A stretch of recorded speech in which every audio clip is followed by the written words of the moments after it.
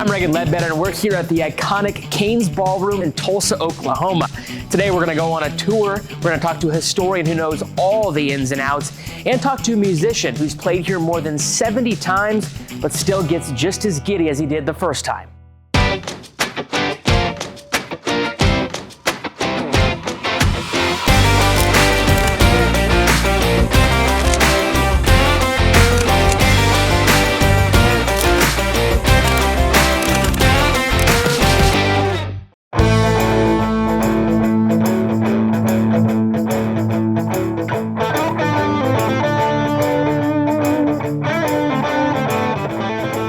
Walks in the room, we walk in the doors, and he looks around and he goes, "Music lives here."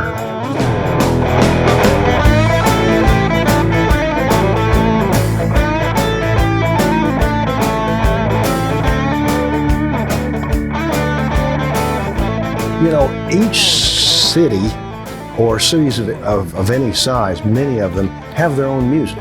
Kansas City, jazz. New Orleans, jazz. Memphis, blues.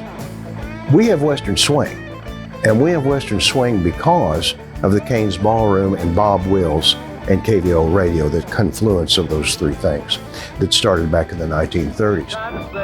We're the Texas Playboys from the Most I Say, and all day long, gonna sing this song. So they're driving down Route 66, or I guess up Route 66, from Oklahoma City to Tulsa. It's O.W. Mayo, it's Bob Wills, and it's Everett Stover, their trumpet player and announcer. And they just got thrown off the station, and Mr. Mayo says, "Why don't we go see this big Clear Channel station, this big flamethrower, 25,000 watt flamethrower, KVO, see if we can get on." So they went there instead. Once again, coming up from Oklahoma City to Tulsa, that stretch of Route 66, they got on there. By 1935, they played their first job at the Cain's, and then they moved in here in 1935, and there you go again, it was a three-legged stool. This was the place where Bob Wills popularized Western swing for the rest of the country. He did it by broadcasting over that flamethrower radio station at night that would just get it out to half the country. And so, yeah, it was this, and he broadcast from here. They did regular radio shows from here. They did the first hour of two dances, I believe it was Thursday and Saturday nights, they would broadcast. They would broadcast noon shows for free. The radio introduced the Wills rhythm to the people. They loved it, the dances followed.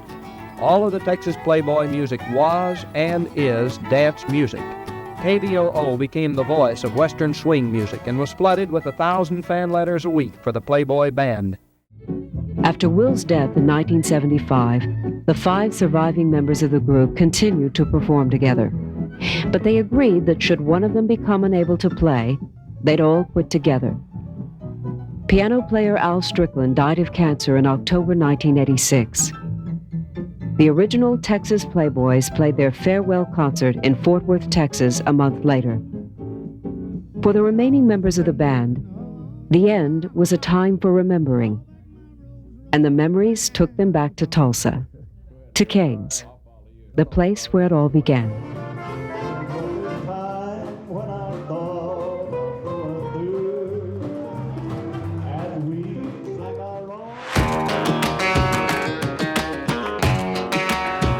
I can tell you the very first time we played here was with Alvin Crow, a guy who played here a bunch back in the day, and we were his band. He had us as his band, and the hair stood up on my arms, and we walked out. The place was packed, and it's just like, it's unbelievable to sit here and look at that room just full of people ready to go. And then we were here earlier this spring, and I got the exact same. We opened for the Ozark Mountain Daredevils, and the exact same feeling. It's that way every time. It's always magic.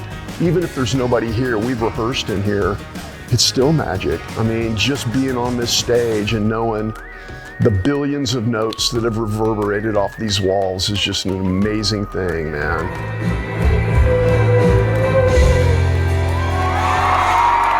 The core draw is just, again, I think knowing all the music that's been made in this room by some of the greatest musicians in the world.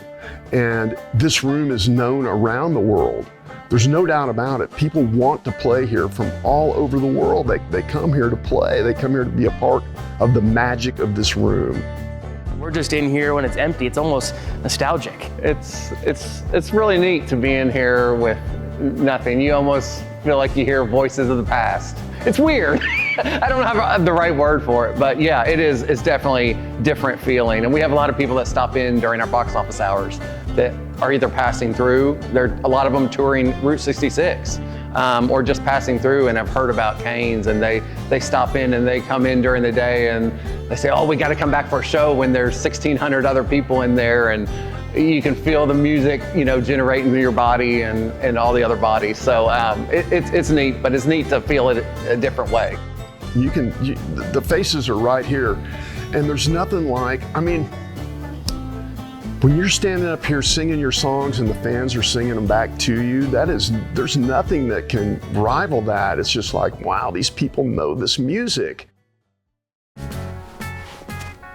The Chevy Silverado, and best-in-class standard cargo bed volume, and securing your first big centerpiece. And it all comes together in a Chevrolet. Yeah, anybody worth their snuff, especially if you're from here or this region. As we've talked a little bit, this is Okie Carnegie Hall. This is where you want to be as a musician. You want to play the Cain's Ballroom. Our good friend Evan Felker from Turnpike Troubadours told me, he said, man, once we played Cain's Ballroom, that was it. I didn't even care about the rest of it. That's how musicians from Oklahoma feel. They feel like the Cain's is it, man. Once you played here, the sky's the limit, man. This is the jumping off point. You may be able to hop up there. I don't know. See if I can do it. First time. All right, I'll try it. There we go. Oh no. It feels weird being up here. Yeah, it does. I've only been up here a few times during the show. One time, Jason Mraz came out. He was having throat issues throughout the day, and they were like, we're gonna try and do the show. And he did 1 or 2 songs, and all of a sudden I get a radio call, you need to go to the back. And I'm like, oh no, he leaves the stage. Of course, they don't want to go on stage and say it, so that I have to come up here and tell the crowd that he's gonna postpone. Please hold on to your tickets. The light shining on you, I was breaking a sweat. I can only imagine what those musicians feel like up here with all these people looking at them.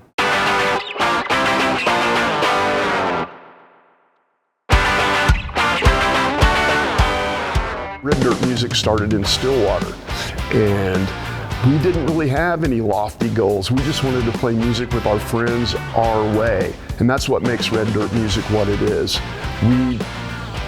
We weren't confined to trying to be stars. We didn't care about that. We wanted to make music for our friends and for ourselves and entertain ourselves, and that's what we did.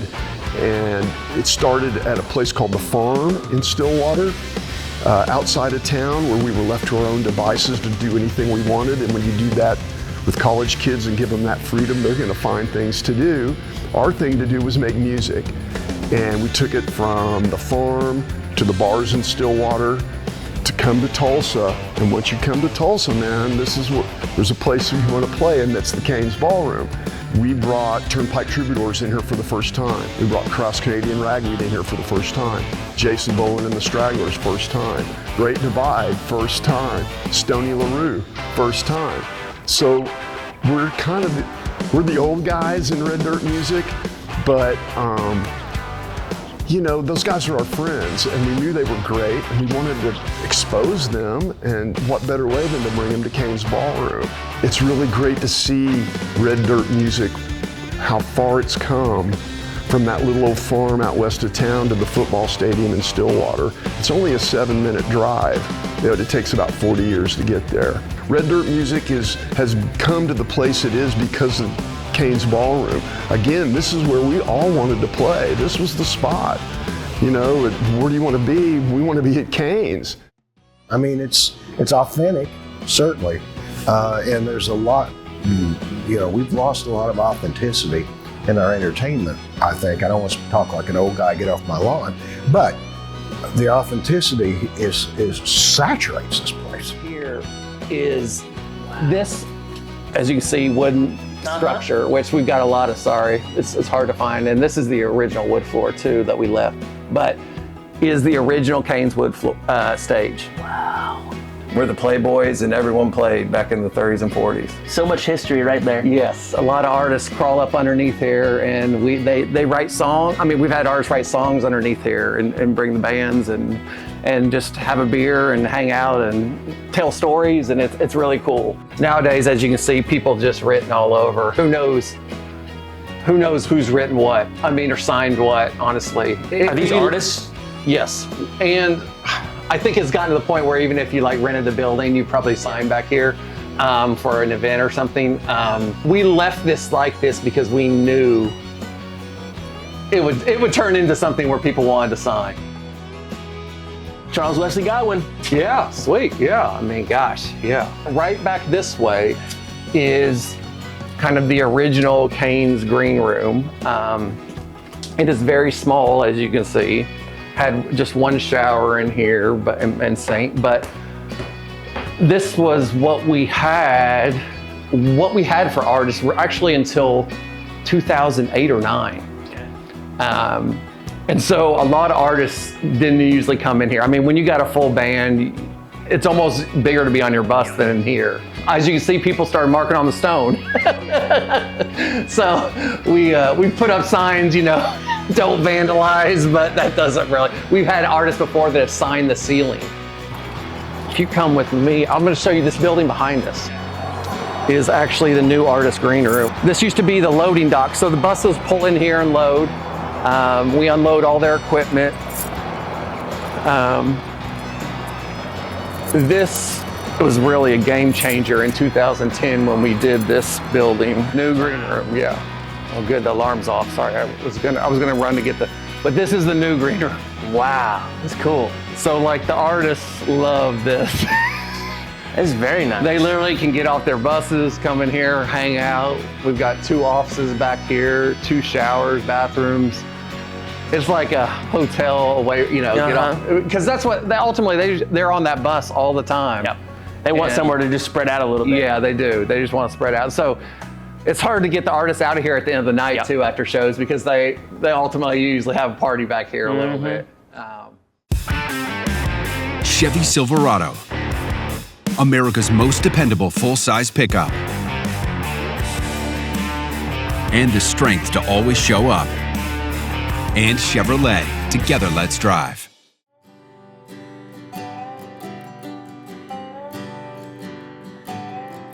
My mom and dad were sitting at their house, and I was at my house on a Sunday evening. And I believe it was Channel 6. We were watching the 10 o'clock news, and you guys had something running that Cain's Ballroom's for sale. And my dad called me Monday morning as he was going into the office to start his day and said, what if we do that? Let's go look at it. He had never been in it, but went to Edison High School, TU, OU Med School, never been in Cain's his entire life. We came down and looked at it on Tuesday and bought it on Thursday. Wow. And when he and my mom and I walked through it that first time on that Tuesday, I was the only one of our family who had been through Cain's or been to a show here. And it was really run down. There was water dripping through the ceiling. Some of the ceiling had fallen through. There were buckets on the floor, dust all everything. It was, I want to say it was on its last leg of life. I mean, like, and I remember my dad and my mom walking through and they were like, man, this is, I can feel it. I can feel it. Like, we never expected maybe to have the success that we're having. I mean, I believed in, obviously, in the building, and we believed in what we were doing, but we learned by hands-on. My brother and I obviously didn't have any music background. And, you know, I mean, it took a lot of money. It took a lot of blood, sweat, and tears. I mean, there were times of crying, and there was times of when we were renovating this place. I mean, I remember the summer of '03, me, literally, myself being in that ballroom, helping paint the cove, the red cove, like myself. I wanted to put my time, I wanted to put some work into it too. And And yeah, I mean, I do feel like we saved it. We bought the building next door. We made the stage size bigger. We added, central heat and air. We took the drop-down ceiling out, which a lot of people don't realize.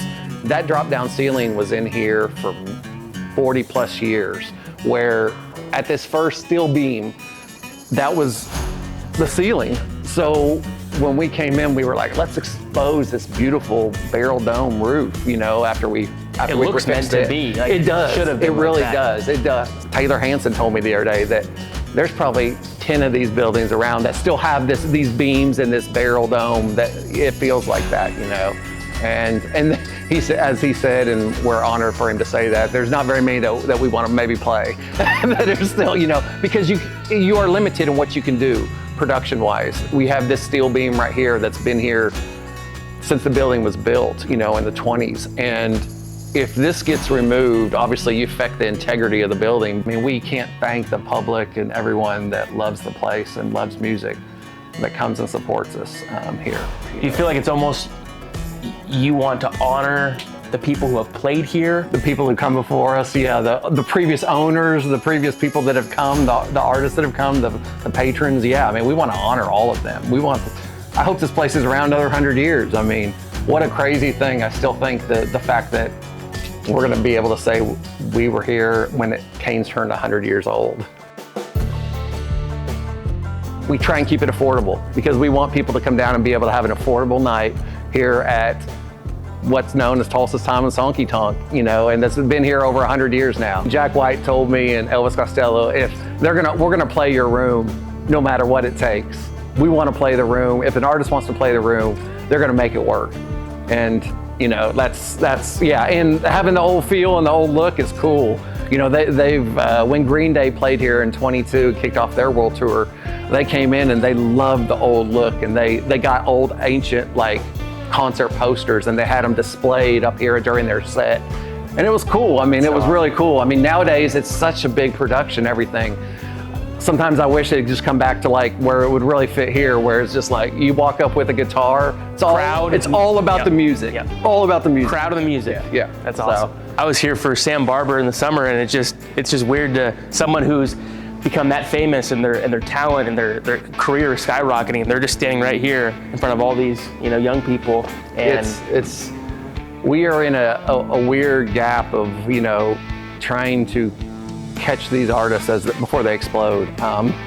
Some of them come back even after they've exploded, and that's an amazing feeling when they tell us they want to come back. But yeah, there's been a lot of artists here recently that have really exploded, and we've been at the forefront with them. Zach Bryan, local guy, now worldwide phenomenal. He's selling out stadiums around the world.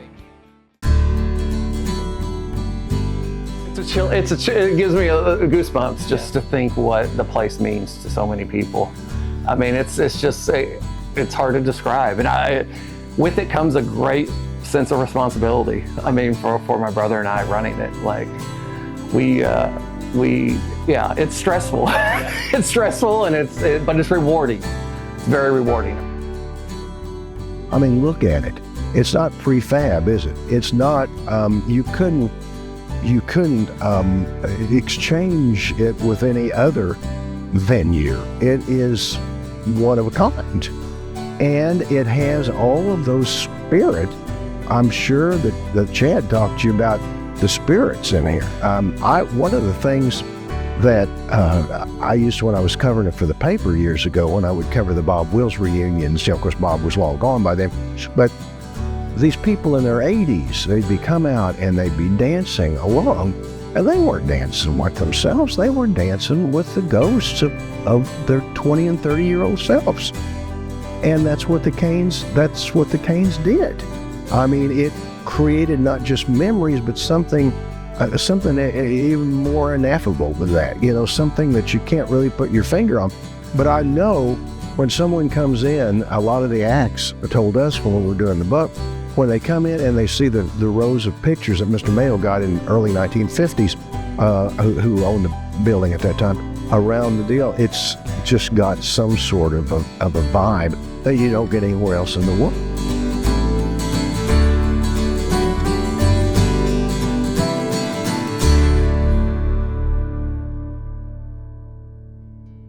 you have to experience Cain's Ballroom. You can be told about it, you can see pictures of it, you can watch bands play in it.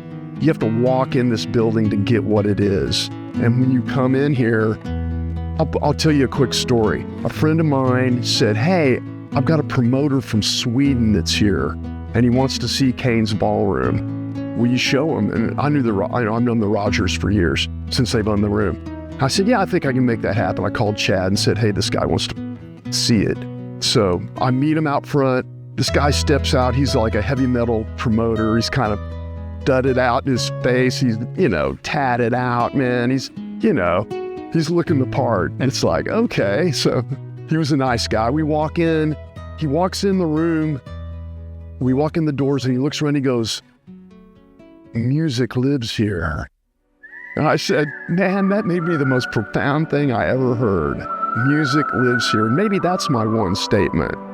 Music lives here. It's that simple, man. He saw it as an outsider from Sweden, and it just resonated with me. I mean, he felt it the second he walked in.